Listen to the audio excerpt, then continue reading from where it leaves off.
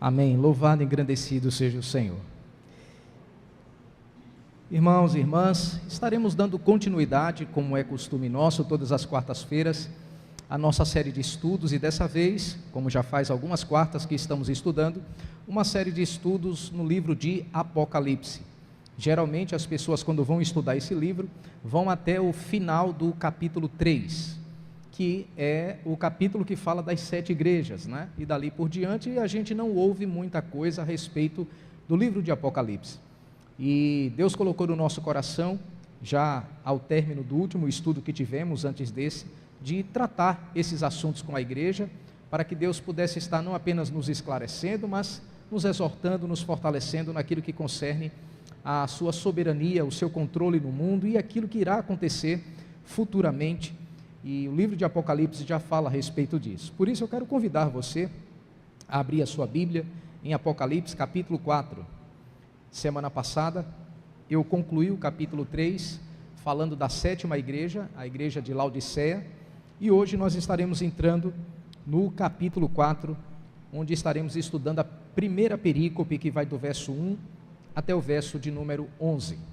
Apocalipse capítulo 4, verso 1 ao 11. Se você usa a nossa versão, esse capítulo ele se inicia com o título A Visão do Trono de Deus, e é exatamente isso que nós iremos estudar hoje. Diz assim a palavra do Senhor: Depois dessas coisas olhei, e eis não somente uma porta aberta no céu, como também a primeira voz que ouvi, como de trombeta ao falar comigo, dizendo: sobe para aqui, e te mostrarei o que deve acontecer depois dessas coisas. Imediatamente eu me achei em espírito, e eis armado no céu um trono, e no trono alguém sentado. E esse que se acha assentado é semelhante no aspecto à pedra de jaspe e de sardônio, e ao redor do trono há um arco-íris semelhante no aspecto à esmeralda. Ao redor do trono há também 24 tronos, e assentado neles 24 anciãos vestidos de branco, em cujas cabeças estão coroas de ouro. Do trono saem relâmpagos, vozes e trovões, e diante do trono ardem 7 tochas de fogo, que são os 7 Espíritos de Deus. Há diante do trono um como que mar de vidro, semelhante ao cristal. E também no meio do trono e à volta do trono, 4 seres viventes cheios de olhos, por diante e por detrás. O primeiro ser vivente é semelhante a leão, o segundo, semelhante a novilho, o terceiro tem o rosto como o de homem, e o quarto ser vivente é semelhante à águia quando está voando. E os 4 seres viventes, tendo cada um deles, respectivamente, 6 asas, estão cheios de olhos, ao redor e por dentro, não tendo descanso nem de dia, nem de noite, proclamando: Santo, Santo, Santo, é o Senhor Deus, o Todo-Poderoso, aquele que era, que é e que há de vir. Quando esses seres viventes deram glória, honra e ações de graças ao que se encontra sentado no trono, ao que vive pelos séculos dos séculos, os 24 anciãos prostrar-se-ão diante daquele que se encontra sentado no trono. Adorarão o que vive pelos séculos dos séculos e depositarão as suas coroas diante do trono, proclamando: Tu és digno, Senhor, e Deus nosso, de receber a glória, a honra e o poder, porque todas as coisas que tu criastes, sim, por causa da tua vontade, vieram a existir e foram criadas. Amém. Quero mais uma vez orar com você e pedir que Deus, na sua graça e misericórdia, esteja nos direcionando nesse momento de estudo da sua palavra. Oremos ao Senhor. Senhor, nosso Deus e Pai, mais uma vez continuamos na tua presença, e dessa vez agora oramos não apenas para que o Senhor abençoe o nosso culto, mas que o Senhor ilumine as nossas mentes para entender o texto que nós acabamos de ler. Mas o nosso objetivo não é só encher a mente de conhecimento que só fica na teoria. O nosso objetivo ao ler esse texto é com que esse texto fale ao nosso coração, de tal modo com que haja aplicabilidade para a vida diária. Quando sairmos por essas portas, nós possamos aplicar esse texto à nossa vida. Sendo assim, fala conosco, usa da tua misericórdia para comigo, para que eu possa ministrar aos meus irmãos e irmãs o que esse texto está querendo falar ao nosso coração. Fala conosco, pois entregamos a nossa vida na tua mão, e desde já eu te agradeço no nome de Jesus. Amém.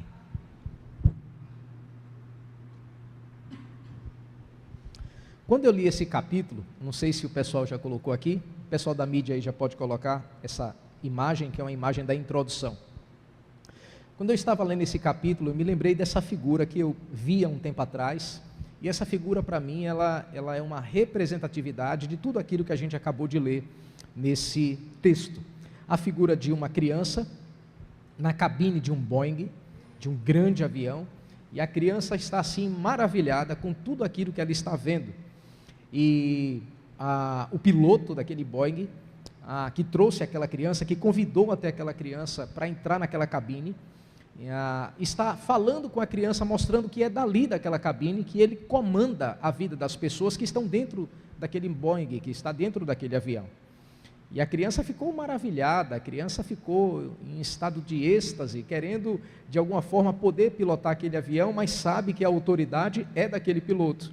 E é dali onde aquele piloto governa a vida de todas as pessoas que estão dentro daquele avião. Quando eu olho para essa imagem, quando eu olho para esse quadro, eu lembro do trono de Deus, de onde Ele governa o mundo, de onde Ele governa as pessoas. E o que João, o apóstolo João, está tendo aqui no capítulo 4, é uma espécie de êxtase, de alegria, de satisfação, da mesma forma que essa criança teve ao entrar dentro dessa cabine e ver toda aquela grandiosidade, quem é que governa tudo aquilo ali, quem é que está governando a vida das pessoas. E o que acontece no capítulo 4 é que Deus convida João para que João pudesse ver de onde Deus governa todo o universo, não apenas o mundo, o planeta Terra, mas todo o universo é governado dessa cabine chamada Trono de Deus. E de fato o capítulo 4, que é esse capítulo que nós estamos entrando hoje, nos mostra que a mensagem do livro de Apocalipse é uma mensagem que Deus não apenas falou às igrejas, nós acabamos de estudar isso no capítulo 1, 2 e 3. No capítulo 1, João tem aquela visão onde Deus fala com ele, ele estava na ilha de Pátimos, foi enviado para lá como prisioneiro para morrer naquela ilha, foi o último dos apóstolos a morrer, e Deus se revela a João, mostrando aquilo que aconteceria no futuro, de modo que o Senhor aparece a ele, não mais como um cordeiro mudo, que foi levado ao matadouro, como diz o profeta Jeremias, né? Jesus na sua fraqueza, ensanguentado pelos nossos pecados. Não foi essa imagem que João viu. O que João viu foi agora Jesus glorificado. Agora, uma espécie de ser que João tinha dificuldades, inclusive, para descrever aquele ser que estava diante dele, porque era Jesus agora, como eu já disse, glorificado. E naquele momento o Senhor diz a João: as coisas que eu vou te escrever, as coisas que eu vou te falar, melhor dizendo, escreve. E envia as 7 igrejas, que foram aquelas igrejas que foram fundadas pelos apóstolos, iniciadas pelos apóstolos, e que estavam na região da Ásia. 7 regiões, 7 igrejas, ali onde o povo de Deus estava reunido. E no capítulo 2 e capítulo 3, foram esses 2 capítulos que nós estudamos, as 7 igrejas do Apocalipse, onde essas 7 cartas foram enviadas. É Deus mostrando que conhece a sua igreja, é Deus mostrando que conhece a aflição do seu povo, é Deus mostrando que conhece as lutas, as adversidades que nós passamos como igreja.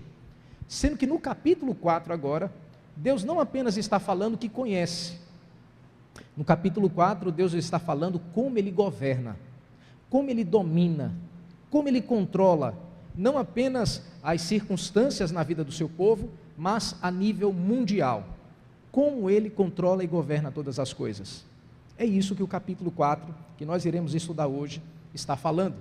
E nesse capítulo 4, como eu sempre faço, você sabe disso, eu gosto de fracionar o capítulo em tópicos, para que a gente possa entender o que o autor do texto está querendo dizer. Então, se você quiser tirar foto, quiser anotar, fique à vontade, mas não sei se já está aí, o pessoal já pode passar também, é o esboço daquilo que a gente vai estudar hoje.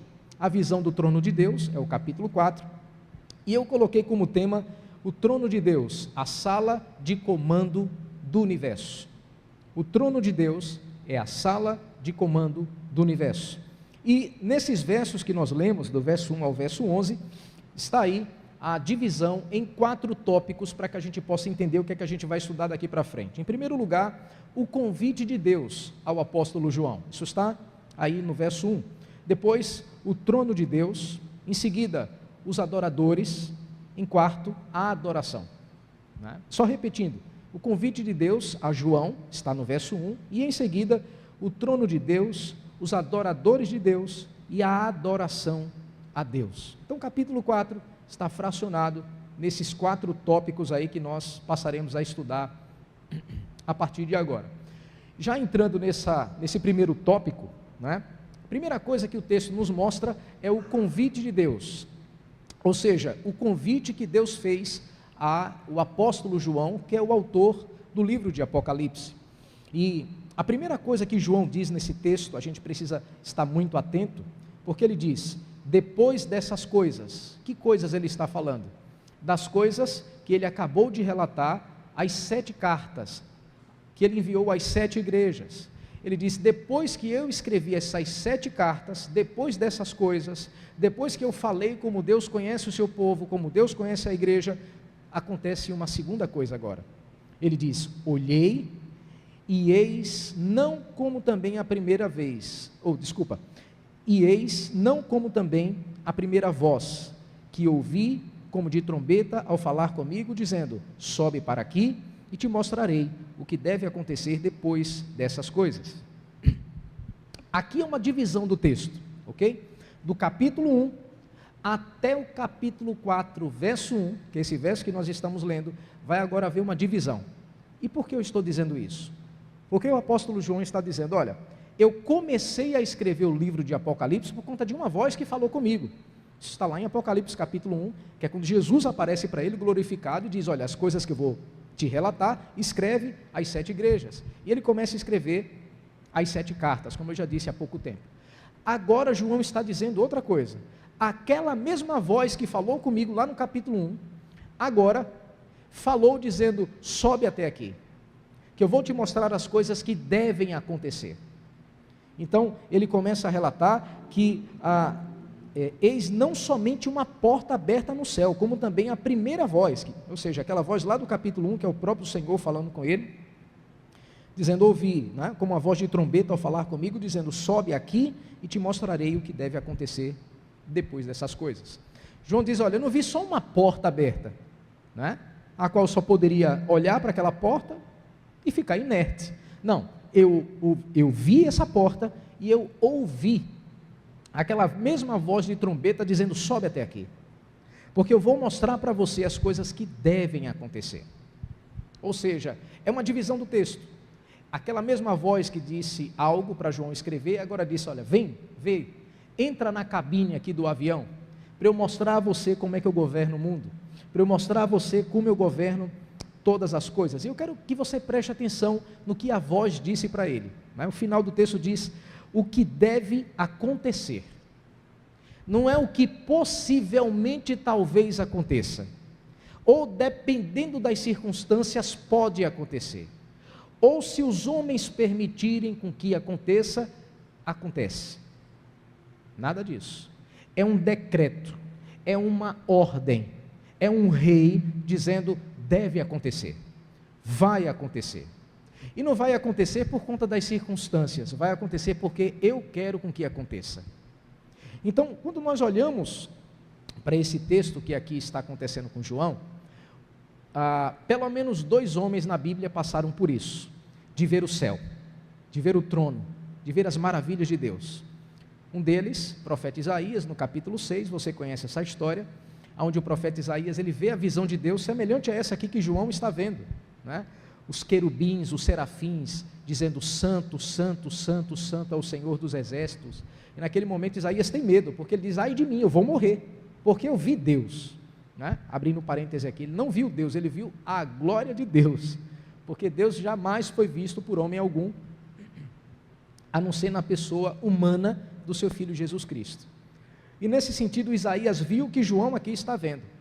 Um outro personagem da Bíblia que viu algo parecido foi Paulo. Na sua segunda carta aos Coríntios, no capítulo 12, verso 2, ele diz que foi até o terceiro céu, que não é esse primeiro céu que nós estamos vendo, né, melhor dizendo, onde os pássaros voam, não é o segundo céu, que existe os planetas, né, as estrelas. Ele vai até algo além do universo, que é onde Deus habita, nesse terceiro céu, e ele relata, né, as coisas inefáveis que lá ele pôde perceber, quando Deus assim o quis, com que ele pudesse ter aquela visão. Então, basicamente, dois homens na Bíblia, além de João, tiveram essa mesma experiência de ter um prenúncio, ou de ver aquilo que um dia todos nós iremos ver. Eles conseguiram ver isso, a palavra do Senhor relata. E é interessante, porque o convite que Deus está fazendo aqui, João, nesse capítulo 1, dizendo, olha, entra aqui na cabine do avião, entra aqui para que você veja como eu governo o mundo.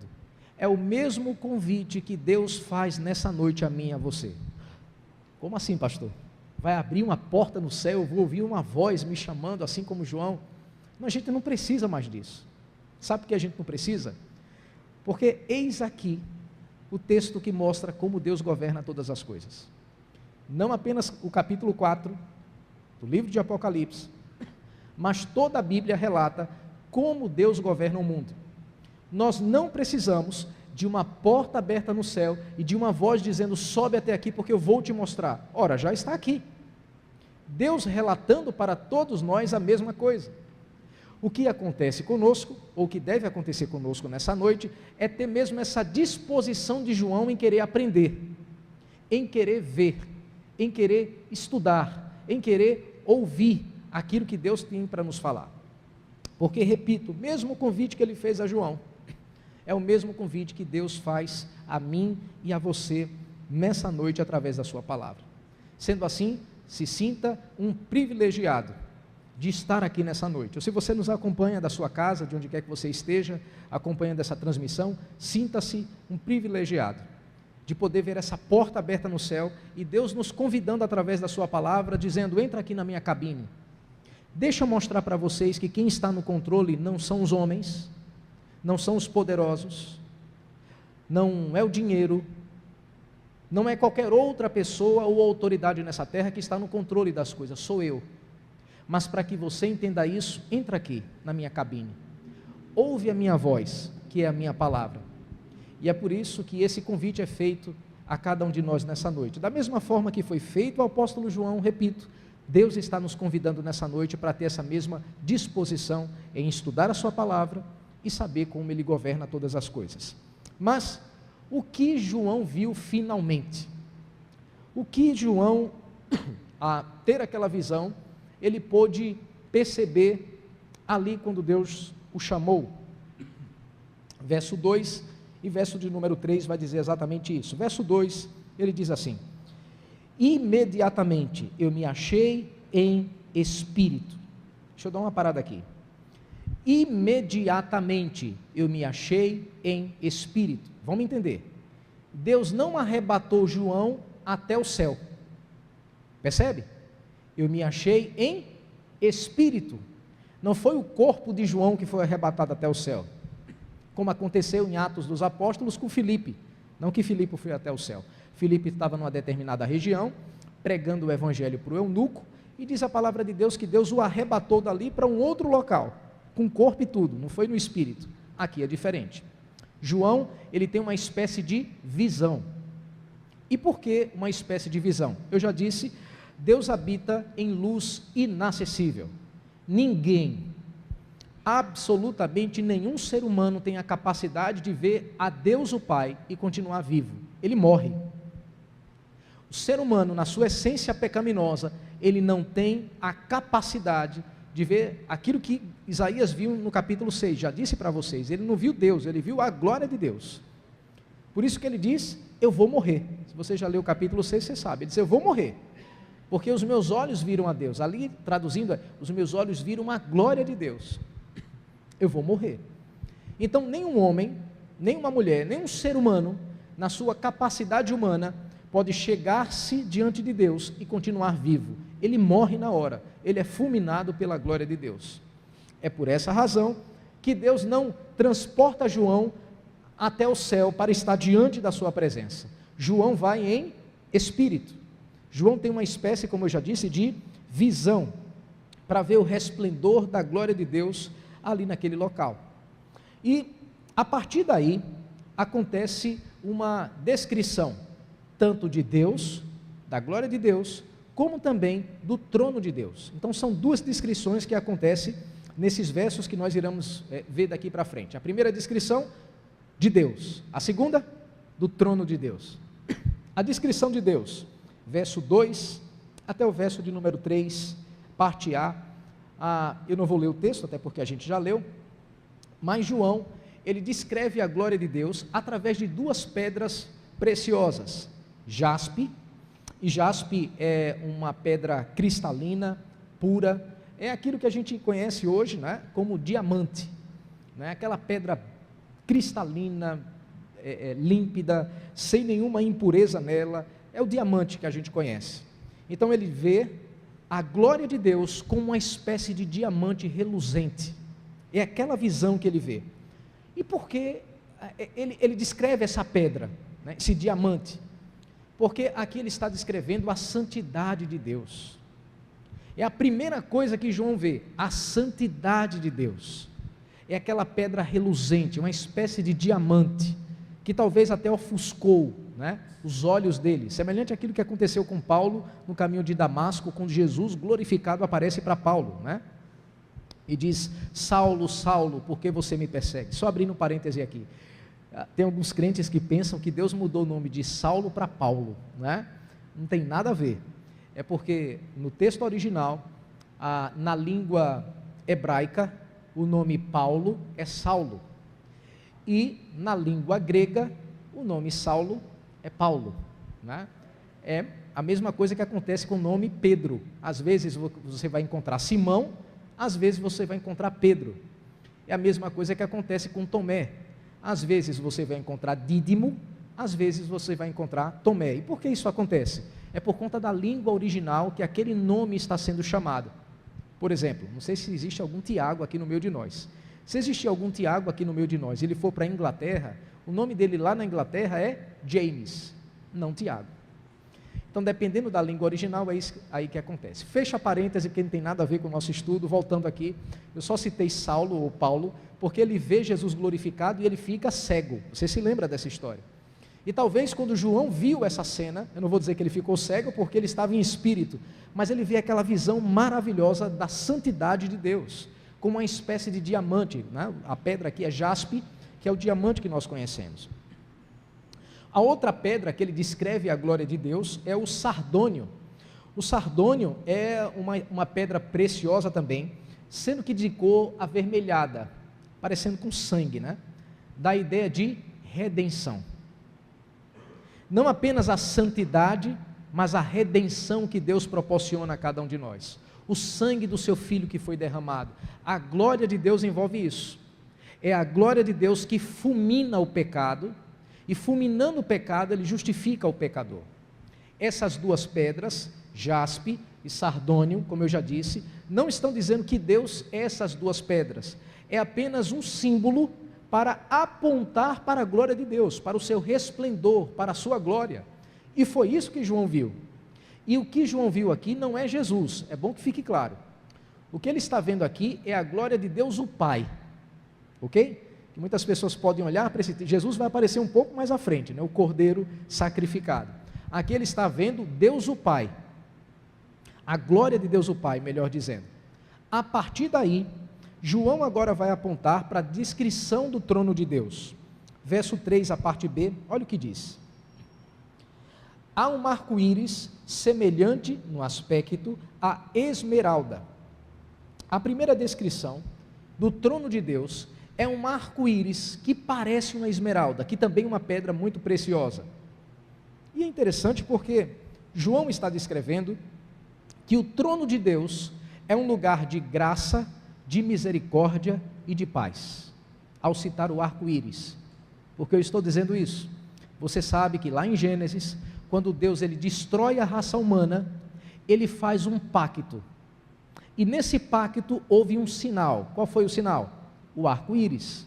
E Deus disse: nunca mais eu vou destruir a raça humana, nunca mais eu vou exercer o juízo sobre a raça humana da forma que eu fiz, dizimando todos eles através de um dilúvio. E o pacto e o sinal é um arco-íris. Esse arco-íris simboliza a minha graça, a minha misericórdia, o meu perdão, a minha paz. Então, a primeira descrição que João vê do trono de Deus é um arco-íris que parece uma esmeralda, uma pedra preciosa, mostrando que o trono de Deus é um lugar de misericórdia, de graça e de paz. Mas uma segunda descrição que João faz desse trono, verso 5, só a parte A. Do trono saem relâmpagos, vozes e trovões. Relâmpagos, vozes e trovões. Também mostra que o trono de Deus é um trono de juízo. E eu achei interessante um pensador escrevendo sobre esse verso 5, ele diz: os relâmpagos, as vozes e os trovões são evidências de juízo e ira. O arco-íris foi visto antes dos relâmpagos. A graça sempre antecede o julgamento. Aqueles que se recusaram a aceitarem a misericórdia terão de suportar o juízo. Quem não foi purificado pelo sangue, que é o sardônio, né, a pedra que a gente viu, terá que suportar o fogo do juízo divino. Eu achei interessante isso aqui, porque ele diz: olha, antes desses trovões, dessas vozes, desses relâmpagos, o que foi que veio antes? Ele diz: o arco-íris, o sinal do pacto de Deus, trazendo misericórdia e paz, que ele poderia matar todo mundo para sempre, dizimar a raça humana, não existir mais ninguém, mas ele usou de misericórdia, de graça e de paz. Isso veio antes. Agora, quem se recusa a isso, o que é que vai receber do trono de Deus? Juízo. Relâmpago, vozes, trovões. Em primeiro lugar, Jesus veio com a sua graça, não foi isso? Um cordeiro mudo, perdoando o pior dos pecadores. Ele veio. Mas na sua segunda vinda, como é que ele vai vir? Como aquele cordeiro mudo para perdoar e usar de misericórdia? Esqueça. Agora ele vem como juiz. Agora não terá mais misericórdia, não há mais como clamar, o juízo agora vem. Foi assim com Noé, se lembra? Noé, ele passa, como diz lá a carta dos Hebreus, vários e vários e vários anos pregando de que Deus iria destruir a raça humana, e ninguém se arrependeu, até que veio o dilúvio, até que veio a chuva, até que veio a ira de Deus e consumiu a raça humana, preservando apenas Noé e a sua família. Por isso o trono de Deus é um lugar de misericórdia e de graça e de paz, manifesto nesse símbolo, que é o arco-íris, mas o trono de Deus também é um lugar de juízo, relâmpagos, trovões e vozes. A terceira descrição do trono de Deus são 7 tochas de fogo, 7 Espíritos de Deus. Verso 5, a parte B diz: e diante do trono ardem 7 tochas de fogo, que são os 7 Espíritos de Deus. 7 tochas de fogo, fala de luz, fogo fala de purificação, 7 Espíritos, eu já falei isso aqui quando a gente tratou uma das 7 igrejas. O livro de Apocalipse é um livro que tem uma literatura chamada literatura apocalíptica, né? É um gênero literário chamado apocalíptico. E como é que ele se comunica com o leitor? Esse mesmo gênero literário você vai encontrar lá em Ezequiel também. Se você ler Ezequiel, é um dos livros mais difíceis de se entender. E por quê? Porque partes do livro ele usa um gênero literário chamado gênero literário apocalíptico. Um outro livro que também usa muito esse gênero literário é Zacarias, profeta Zacarias. E aqui João está fazendo a mesma coisa. Ele está se utilizando de simbologia, para que a gente possa entender uma coisa. Não é que Deus tem 7 Espíritos Santos, é um Espírito só. E por que ele está falando 7 Espíritos? Porque o número 7 na Bíblia fala de perfeição. Ok? A irmã Ilma já acertou ali. Perfeição. É por isso que o número da besta é 666. Não é isso? Algo incompleto. O número 7 na Bíblia tem a ideia de perfeição, de plenitude. Então o que é que Deus está querendo dizer? O trono de Deus é um lugar onde nós somos purificados, é um trono perfeito, é um trono que tem sua plenitude. Em 7 dias fez o Senhor Deus os céus, a terra, tal, plenitude, ok? Ainda uma quarta descrição do trono de Deus é um mar de vidro, verso 6, a parte A. Há diante do trono como que mar de vidro, semelhante ao cristal. Uma outra descrição desse termo aqui, mar de vidro, um outro autor, um outro estudioso do livro de Apocalipse, ele fez uma definição que eu preferi citar essa definição, a respeito desse mar de vidro que está diante do trono de Deus. Ele diz assim: o trono de Deus ainda é um trono de santidade e transparência, ou seja, é isso que significa esse mar de vidro, transparência, né? Santidade. E ele diz: esse mar de vidro está em contraste com o mar de sujeira e poluição do pecado que existe no mundo. Para estar diante do trono de Deus, é preciso ser purificado e estar limpo. Não há sujeira diante do trono de Deus, não há corrupção, tudo é transparente, limpo e puro. Deus é santo. Ou seja, esse mar de vidro fala de transparência, fala de santidade, em contraste com aquilo que há no mundo, ou que há no mundo, melhor dizendo, que é um mar de sujeira, de pecado. E para estar diante do trono de Deus, segundo o texto diz, nós precisamos estar limpos, purificados, lavados pela água do Espírito Santo. Só assim nós podemos estar diante do trono de Deus. Por isso, todas essas características são descritas por João, tanto da glória de Deus, quanto do seu trono. Ou seja, antes dos adoradores, que a gente vai ver no próximo tópico, e antes da adoração, que é o último tópico, em primeiro lugar, João está querendo nos mostrar o que esses adoradores estão adorando, e por que eles estão adorando. Não só a Deus, mas também o trono de onde ele julga e governa todas as coisas. O trono, a gente sabe, né, resumindo tudo isso que a gente viu aqui, nesse segundo tópico, ele é símbolo de poder, de autoridade e de domínio. Como eu já disse, é de onde Deus governa todo o universo. Deus está querendo mostrar para João, se você fizer uma retrospectiva do que a gente viu das 7 igrejas, das 7 cartas, o que foi que ali estava acontecendo? Perseguição, não foi isso? Ora pelo Império Romano, por César, pelo trono de César, por Roma, ora pelos próprios judeus, pelo poder religioso de Jerusalém. A igreja estava acuada, de um lado, Roma perseguindo, matando, levando para o Coliseu, degolando, lançando os cristãos para serem devorados por bestas, por feras, por gladiadores, queimando os cristãos em praça pública, roubando seus bens. Do outro lado, os judeus fazendo a mesma coisa. A igreja estava acuada, estava sendo perseguida. E o que é que Deus está querendo mostrar para João, falando do seu trono? O que ele estava querendo dizer para João é uma coisa só: João, está vendo o trono de César? O trono dessas autoridades que estão perseguindo a igreja, eu estou acima de todos eles. Todos os governos, todas as autoridades, todos os tronos, todos os principados e potestades estão no controle da minha mão. É eu que governo todos eles. Eles só agem do jeito que eles agem, porque eu permito com que eles ajam dessa forma. Se eu quiser dizimar todos eles, eu vou fazer isso. Se você olhar todo o Antigo Testamento, você vai ver como Deus guiou os maiores impérios do Antigo Testamento. O império da Babilônia, o império Medo-Persa, o império da Assíria.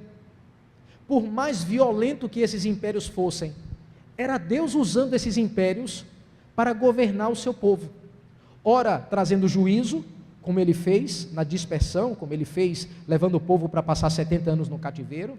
Ora, para libertar o seu povo de lá, como ele fez no livro de Neemias, quando ele usa o imperador Medo-Persa para trazer o povo de volta a Jerusalém. Ou seja, é Deus que governa todas as autoridades. Existe um trono que governa todos os outros tronos. Voltando a Isaías capítulo 6, Isaías no capítulo 6, no verso 1, diz que no ano da morte do rei Uzias, eu vi assentado no alto sublime trono o Senhor, governando todas as coisas. E se você já leu a história do rei Uzias, foi um dos reis que fez Israel mais prosperar naquela época. Mas Isaías teve essa visão no ano da morte desse homem, no ano da morte que agora a população olhava para a nação de Israel e dizia: e agora, quem vai ser o próximo rei? Aí Isaías diz: eu vi no alto e sublime trono alguém que governa Israel. Não é Uzias, não é Davi, não é Salomão, não é Saul. Fosse aqui na nossa nação, não é Bolsonaro, não é Lula, não é os próximos presidentes, ou os que antecederam, inclusive, a outros que vieram antes. É Deus que governa. Ainda que venha todas as catástrofes sobre o mundo, que é fruto do pecado de Adão, diga-se de passagem, mas Deus governa todas as coisas na palma das suas mãos. A história da humanidade não é uma história cíclica, que fica rodando, se repetindo, não, não é assim. A história da humanidade é uma história linear, ela teve começo e ela está caminhando para o fim. É isso que Apocalipse fala. É Deus governando todas as coisas através do seu poder. É Deus nos mostrando como pecadores como nós podem se aproximar do seu trono. Como pessoas como eu e como você podem se aproximar diante de um Deus que fulmina a gente, se a gente vê-lo. Como a gente pode se aproximar diante do Deus que é santo, santo, santo, como diz Isaías e também aqui o cântico que a gente vai ver mais à frente. Como? João diz: você precisa ser purificado pelo sangue de Jesus. Por isso que ele cita sardônio, essa pedra. E a partir daí nós precisamos entender que o trono de Deus é um trono de graça e de misericórdia, por isso o símbolo do arco-íris. Mas para o pecador impenitente de coração duro, o trono de Deus também é um lugar de juízo, por isso cuidado, trovões, relâmpagos, vozes. O trono de Deus, como a gente viu aqui há pouco tempo também, é um trono onde nós somos purificados pelo Espírito Santo de Deus. Por isso 7 Espíritos fala da perfeição de Deus, onde Ele nos purifica através do fogo do Espírito. O trono de Deus, como nós vimos também, é um trono onde nós, para que possamos estar diante da tua presença, da sua presença, devemos estar lavados e purificados, porque o trono de Deus é um trono santo, é um trono límpido, como o mar de vidro que João viu. Por isso não se esqueça, o trono de Deus tem todas essas características. Ele não só governa todas as coisas, mas ele também é um trono de graça, de misericórdia, de juízo, de purificação, de regeneração, e um trono onde nós podemos estar diante da presença dele, se passarmos pela sua presença através do sangue de Jesus Cristo. Agora, afinal de contas, quando nós lemos esse texto, para que Deus está mostrando tudo isso a João? A partir daí nós entramos no terceiro tópico, os adoradores. Está no plural, adoradores, porque existem 2 grupos que aqui estão registrados, que estão adorando ao Senhor. Verso 4, depois o verso 6, a parte B, até o verso de número 8. O primeiro grupo são os 24 anciãos. Olhe comigo o verso 4. Ao redor do trono há também 24 tronos, e assentados neles 24 anciãos, vestidos de branco, em cujas cabeças estão coroas de ouro. Olha que coisa interessante o texto está nos mostrando. João não vê esses 24 tronos no meio. Ele vê esses 24 tronos, que estão os 24 anciãos, ao redor do trono de Deus. Porque Deus não divide a glória dele com absolutamente ninguém. Por isso que esses 24 tronos, que também fala de autoridade, estão ao redor do principal trono, que é o trono de Deus, que é onde ele governa todas as coisas. Esses 24 tronos estão, como eu já disse, ao redor e não no centro. Agora, o que é que significa esses 24 tronos, com anciãos, porque poderia ser jovens, com coroas na cabeça e com vestes brancas? O que é que significa essa imagem? Em primeiro lugar, 24 tronos, fala de autoridade. uma autoridade que está abaixo da autoridade maior, que é esse trono que está no meio. Então, trono fala de autoridade. 24 anciãos, 24 pessoas mais velhas, fala também de autoridade. E por que 24, afinal de contas? 24, porque aqui é a igreja reunida. Eram 12 tribos no Antigo Testamento, não é isso? Os 12 patriarcas. E depois disso, 12 apóstolos. 24. São as autoridades do Antigo Testamento, as 12 tribos de Israel. E as autoridades do Novo Testamento, os apóstolos. 12, com 12, 24. São as autoridades. Os apóstolos escreveram o que escreveram baseado em quê? No Antigo Testamento. Não foi isso? Eles fazem a transição daquilo que os profetas disseram em Cristo e ali elaboraram a doutrina dos apóstolos, que na verdade é a doutrina do próprio Cristo. Então, o que está acontecendo aqui é a igreja, tanto do Antigo, os 12 patriarcas, quanto do Novo Testamento, os 12 apóstolos. É a junção do povo de Deus, tanto do Antigo quanto do Novo Testamento, e aqueles que ainda hão de vir. Esses que aqui estão registrados, eles são um arquétipo, um exemplo daquilo que um dia eu e você estará fazendo lá na glória. Então, resumindo, esses 24 anciãos é a junção dos 12 patriarcas do Antigo Testamento com os 12 apóstolos, juntos, formando a igreja de Deus nos céus. E por que vestes brancas e coroa na cabeça? Vestes brancas fala de justificação. Fala de que o pecado foi retirado. Coroa, assim como o trono, fala de autoridade.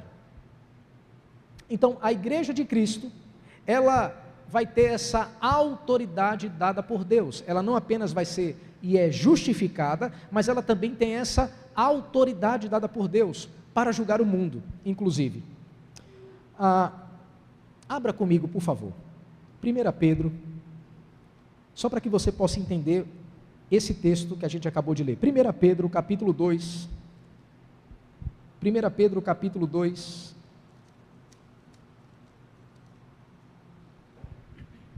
Verso 9 e verso 10. 1 Pedro, capítulo 2. Verso 9 e verso 10 diz assim, falando a respeito da igreja. Preste atenção.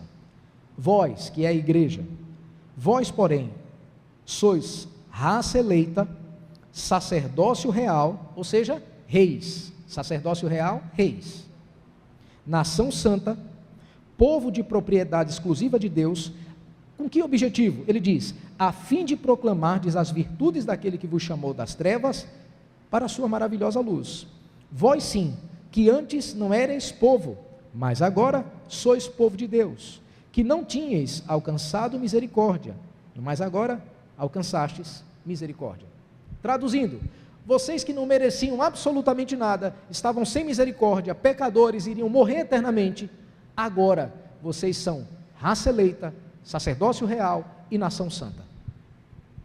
É a mesma imagem que nós estamos vendo dos 24 anciãos que já estão lá na presença de Deus nos céus, que é a representatividade de cada um de nós, que é a igreja. Agora vá para Apocalipse, capítulo 1. Apocalipse, capítulo 1, verso 5 e verso 6. Apocalipse, capítulo 1, verso 5 e verso 6. Aquela mesma voz que está falando com João aqui, no capítulo 4, essa mesma voz, veja o que ela disse para João no capítulo 1, verso 5 e verso 6. E da parte de Jesus Cristo, aliás, né? É verso 5 e verso 6, capítulo 1, deixa eu ver aqui. Deixa eu ver se é esses dois capítulos, não, verso 5.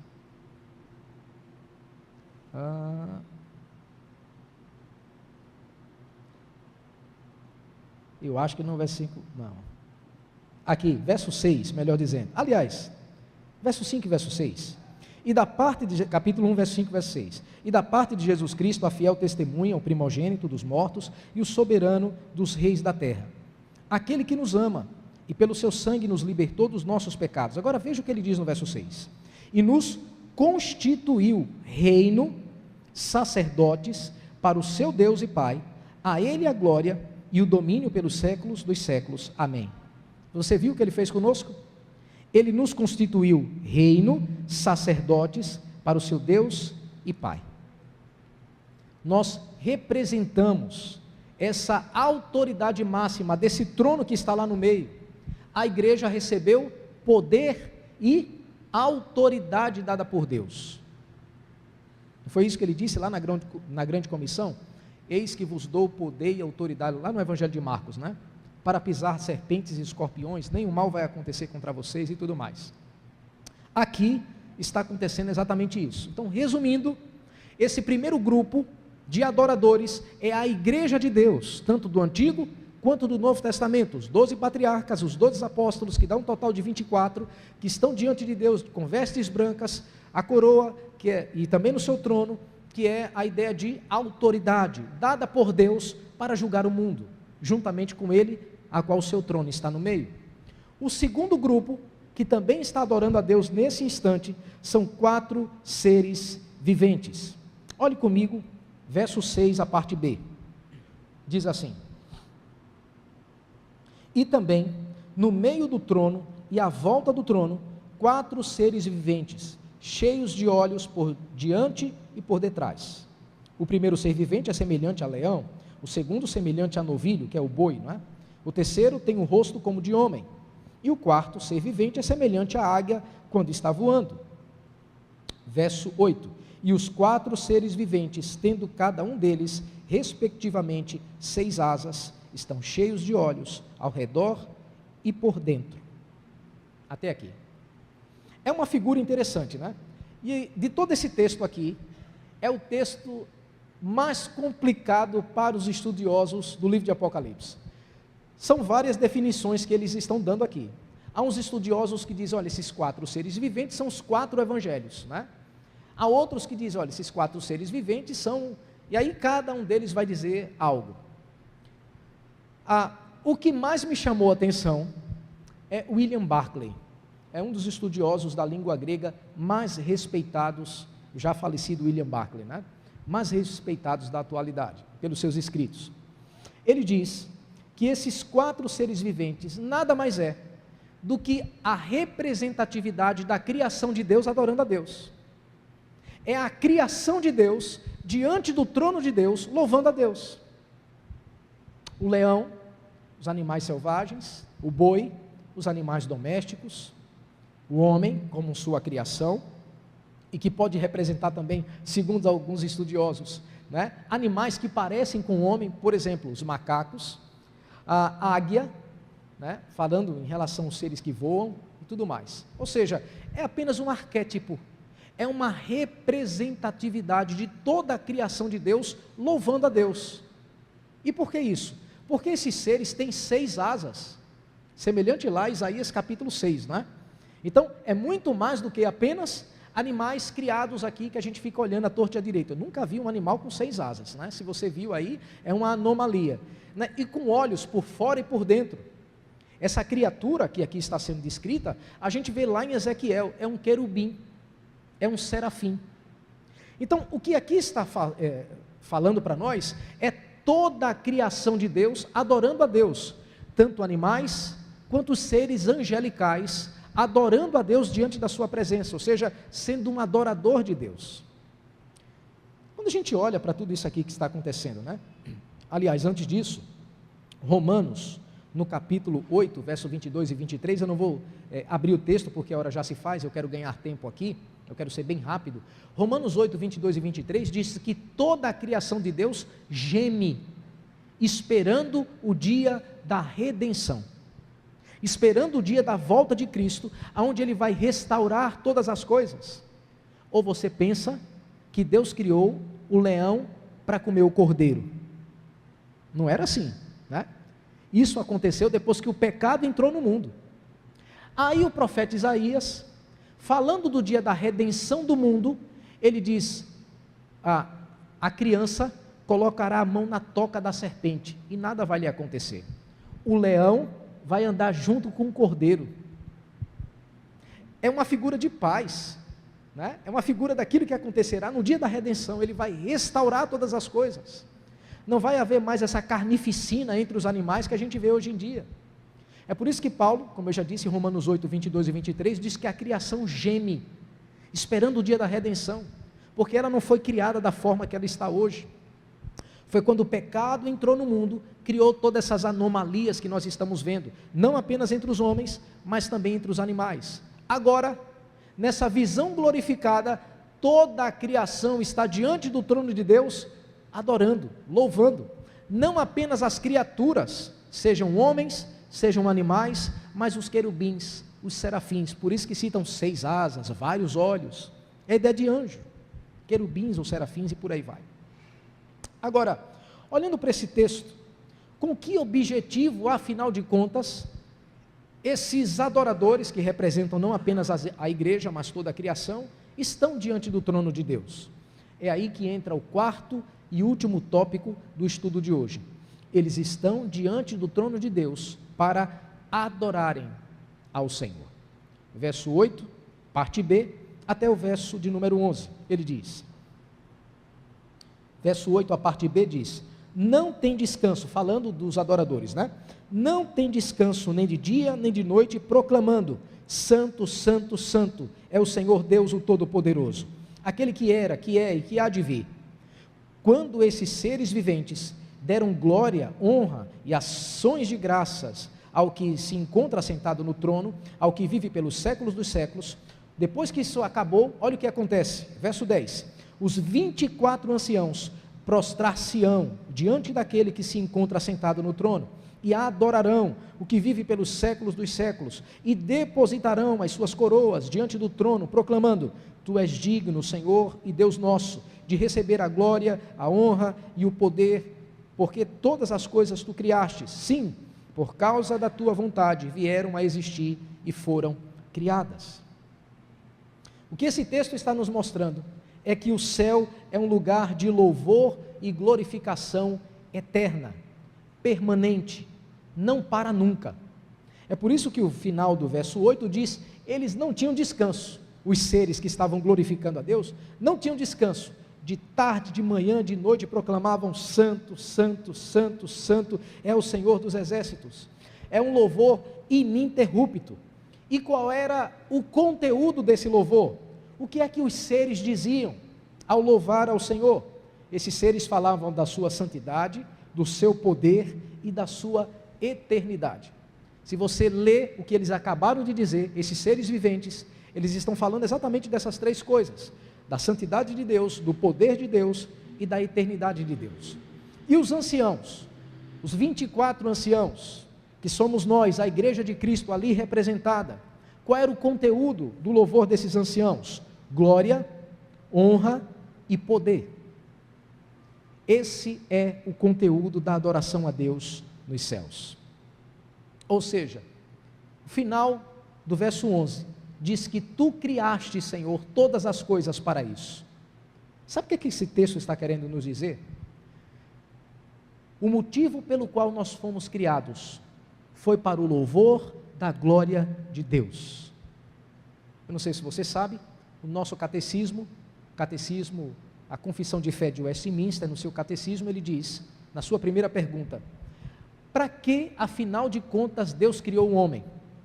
E ele diz que Deus criou o homem para louvar e glorificar o nome do Senhor. Esse é o fim principal do homem. Quando o homem não adora a Deus, ele vai adorar a criatura ao invés do Criador. Não é isso que diz? Romanos capítulo 1, verso 18 em diante. Os homens deixaram de adorar ao Criador e foram adorar a criatura. E é aí que você vai começar a perceber a desgraça na humanidade, porque eles não entenderam o motivo pelo qual eles foram criados. É por isso que no coração humano existe um vazio que não é preenchido nunca. Eles tentam preencher com a noite na prostituição e não conseguem. Pode se deitar com 20 homens, 20 mulheres numa noite só, esse vazio não é preenchido. Pode fumar a maconha que for, cheirar o pó que for, usar a pedra de crack que for, o vazio continua. Pode tomar grades e grades e grades de cerveja, o vazio continua. Pode ir para a maior festa, para o maior carnaval, para a maior rave, o vazio no coração continua. Pode ter milhões e milhões e milhões e milhões no banco, o vazio continua. E de onde eu estou tirando isso? Salomão. Ninguém vai ser como Salomão, nem foi antes dele, nem depois dele. Pode juntar todos os milionários do mundo, ninguém vai ser como Salomão. Foi isso que Deus disse, né? Olha, nem antes de você, nem depois de você vai ter a honra, a glória e o poder que eu vou dar a você. Além disso, eu também te dou sabedoria. Ninguém teve. Ninguém teve. Se você for ler Eclesiastes, você já vai ver Salomão, os cabelos branquinhos, já na sua tenra idade, falando de como foi a sua vida. Ele começa a relatar, dizendo, olha, eu tive muitos servos, muitas servas, eu tive muito dinheiro, eu tive prata, eu tive glória, eu tive honra, eu tive mais de 1000 mulheres, eu tive vinhos, bebidas, tudo que um homem gostaria de ter, fama, glória, poder, eu tive. Mas sabe qual é o final de tudo isso aí? Sabe qual é o termo que se repete lá em Eclesiastes?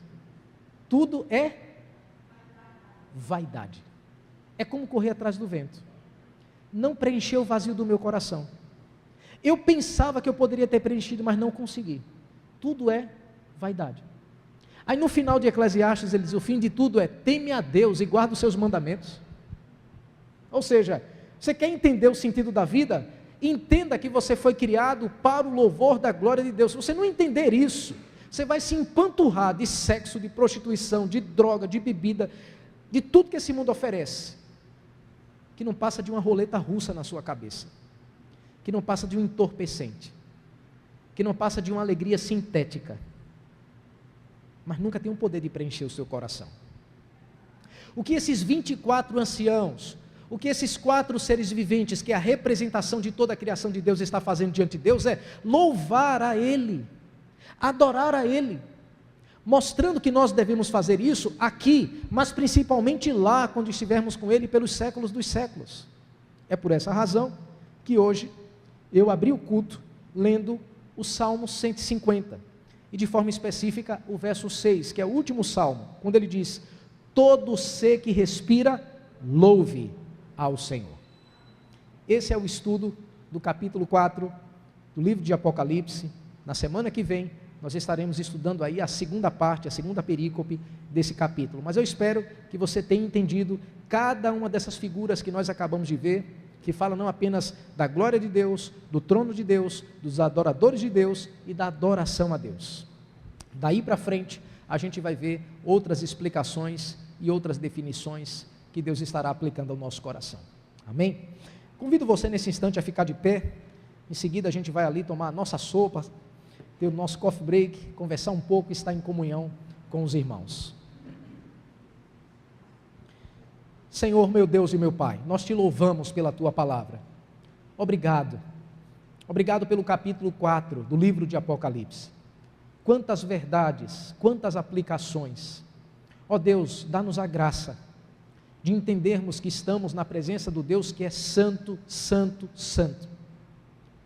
Que esse Deus pode nos matar, pode nos fulminar, pode exercer juízo sobre nós, mas Ele não faz por conta do pacto, da aliança, que foi manifesto através de um arco-íris, onde Ele fala da sua paz, da sua misericórdia e da sua graça, mas que nós devemos estar diante do Teu trono, sendo purificado pelo Teu Espírito, porque o Teu trono fala de transparência, fala de algo que nos lava, que nos purifica, assim como esse mar de vidro que estava diante do Teu trono, que está diante do Teu trono. Muito obrigado, Pai, porque esses anciãos, esses 4 seres viventes mostram qual deve ser a nossa atitude, não apenas no momento de culto, porque o louvor a Ti não é só aqui, como diz o apóstolo Paulo, quer comais, quer bebais, quer façais qualquer outra coisa, faça tudo para a glória e louvor de Deus. Então, a forma que nós vivemos a nossa vida conjugal, tratamos os nossos filhos, os nossos pais, exercemos a nossa profissão, vivemos quando saímos daqui, é glória, é louvor ao Teu nome. Então nos ensina, Senhor, a Te glorificar, a Te exaltar, para que o Teu nome continue sendo glorificado através da nossa vida. Ó Deus, mostra-nos o sentido da vida, como o Senhor acabou de mostrar aqui, que é para Te louvar. Enquanto nós não tivermos uma vida de leitura da Tua palavra, de oração, de frequentar os cultos, o vazio do nosso coração vai continuar, a nossa alma vai ficar sedenta, pois foi o Senhor mesmo que disse que nem só de pão viverá o homem, mas de toda a palavra que sai da boca do Senhor. E em nome de Jesus nos ensina que nós devemos te glorificar quando nós lemos a tua palavra, quando nós oramos, quando estamos em comunhão com o teu povo, quando adoramos a ti, como esses personagens acabaram de fazer. Só aí nós encontraremos um sentido para a nossa vida. Muito obrigado por tudo. Abençoa a tua igreja, abençoa o teu povo, responde os seus pedidos de oração, restaura a alegria, restaura a sorte, restaura a vida espiritual, abre portas, Senhor, traz cura, traz restauração para a vida do teu povo, pois assim nós depositamos a nossa vida na tua mão, e desde já agradecemos ao Senhor por tudo, no nome de Jesus. Amém e amém.